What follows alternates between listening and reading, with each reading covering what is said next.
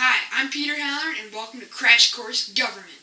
Today, October 30th, a Republican House Speaker from Ohio, John Boehner, resigns. Why is he resigning early? Maybe it's a possible government shutdown. Maybe it's a leadership turmoil. Could these two be linked to polarization? And what is the ultimate cause of polarization? Or maybe the Pope visited him. What will the effects be? Will Congress' approval rating go up? I mean, it kind of has to, since it's at an all-time low right now. Or will the institution just drive itself into a deeper hole? Today, we explore why Congress can't hold the leadership position. Specifically, why is Boehner resigning today?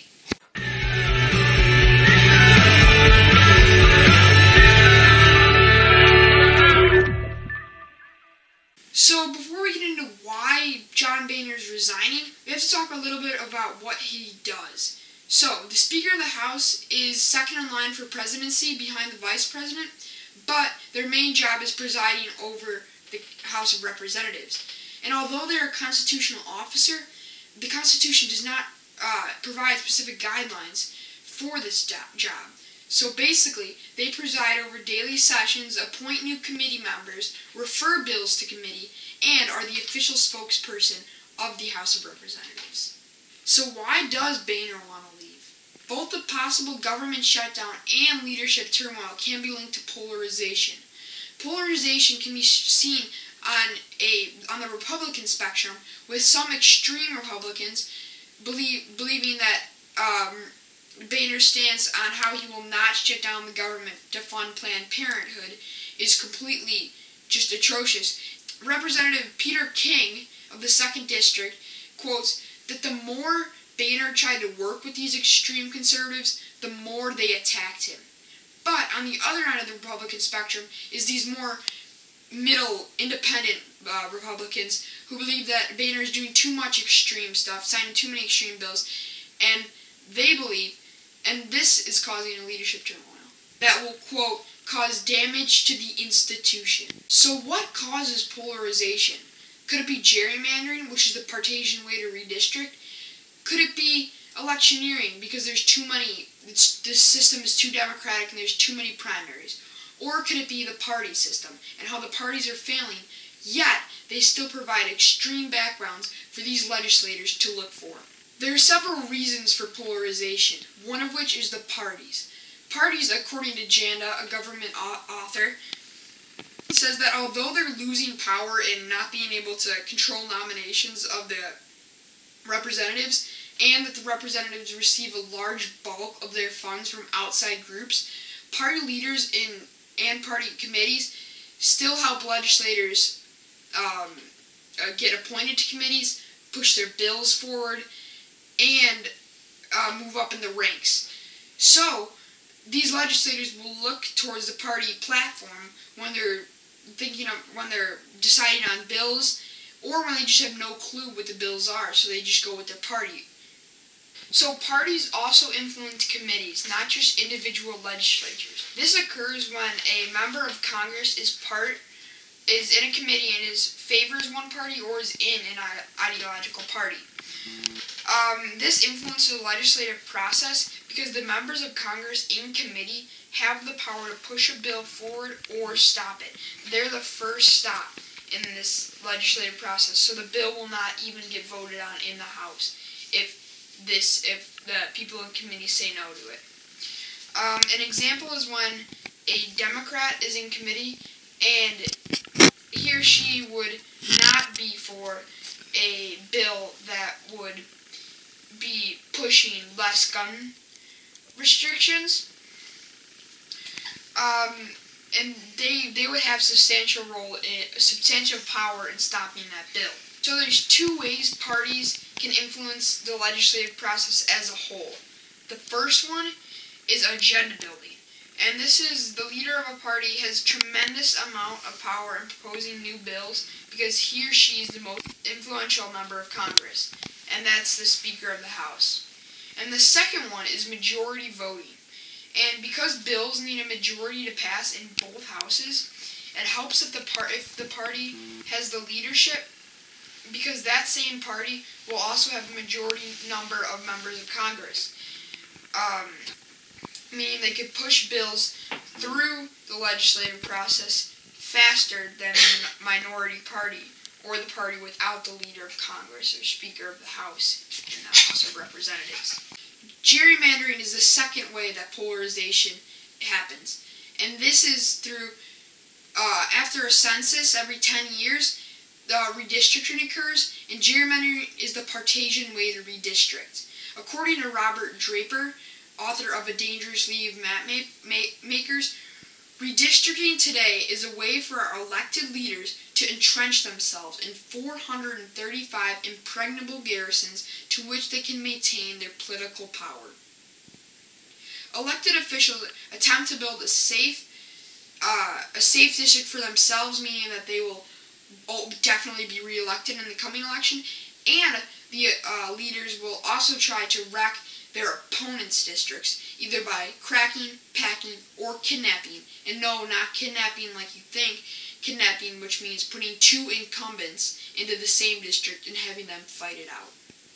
Anthony King, author of Running Scared, claims too frequent are primary elections that tend to politicians electioneering excessively.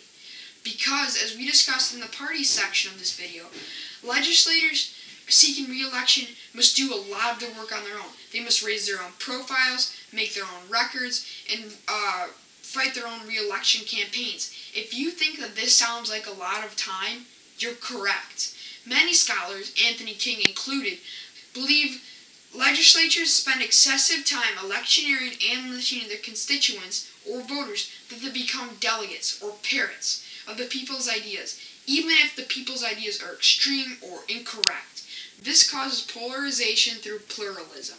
Mr. Halloran, I thought the Pope's visit was the reason that Boehner is resigning. Good question, me from the past. Well, the only explanation would be the Pope's visit. And although this is a more off-track explanation, John Boehner did exchange a few words with the Pope the day before he announced his resignation. But, according to Boehner, quotes, "This is not about me. It's about the people. It's about the institution." So what will the outcomes be? The most likely next Speaker of the House is Paul Ryan, Chairman of the Ways and Means Committee in the House. That's the most prestigious committee in the House. And according to a New York Times article, he will be the youngest speaker in over a century. But will Paul Ryan help? According to John Lawrence, who served to Miss Pelosi, states, "It is very, very, very tricky set of skills, and we really don't know if Paul Ryan has those skills." So the effects of polarization cannot go unnoticed. The first one, and biggest by far, is gridlock, and that's what the possible government shutdown and leadership turmoil is from. Gridlock is when nothing is getting done in Congress. No bills can be passed because everyone is too extreme ideas. No one's compromising. So the second effect of polarization in Congress is that is the media focusing in on the extremes. So this occurs when you'll see Donald Trump speaking. He gets so much coverage because these 24/7, 365-day a year cable channels need something to fill, and people love it. It's very entertaining. So this polarization is just magnified by these networks, and then the independent people are like, "What the heck? There's no one in the middle. This is insane," because all you're seeing is these polarization. And the Donald Trump example was from the presidential race. That's not a congressional example, but nonetheless, it still portrays it. And the third effect of polarization is how the interest groups gain power when the parties lose power. And although the parties still have power in committees and in the backbone, in the back of every legislator's mind, because it's what they stand for, the monetary, that comes from the interest groups. Because now that parties don't fund these congressional elections, These, the interest groups and outside expenditures will either make their own campaign for this candidate or give money to that candidate. So that candidate will want to listen, that legislator will want to listen to the outside group, whether it's an interest group or independent expenditure or PAC is in one, but and so these interest groups are gaining power due to the polarization. So one scholarly journal that I want to consult with comes from James Ferguson in the International Journal, and he takes this whole polarization to a larger scale when he says, quote,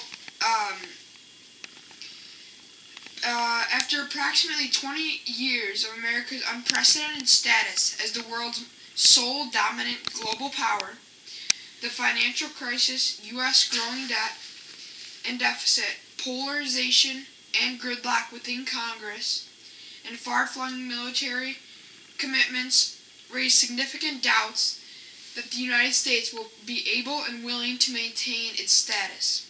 Now, this is taking the John Boehner resignation to a whole other level, but that's coming up next week in Crash Course and what this could mean in the future. So, what polarization in Congress could mean in the future. Today you learned why John Boehner resigned and specifically why can't Congress hold a leadership position.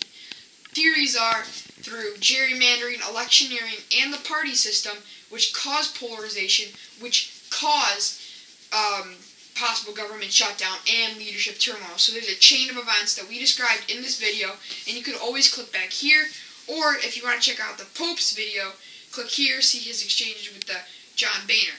Until next time, thanks Crash Course, see you later.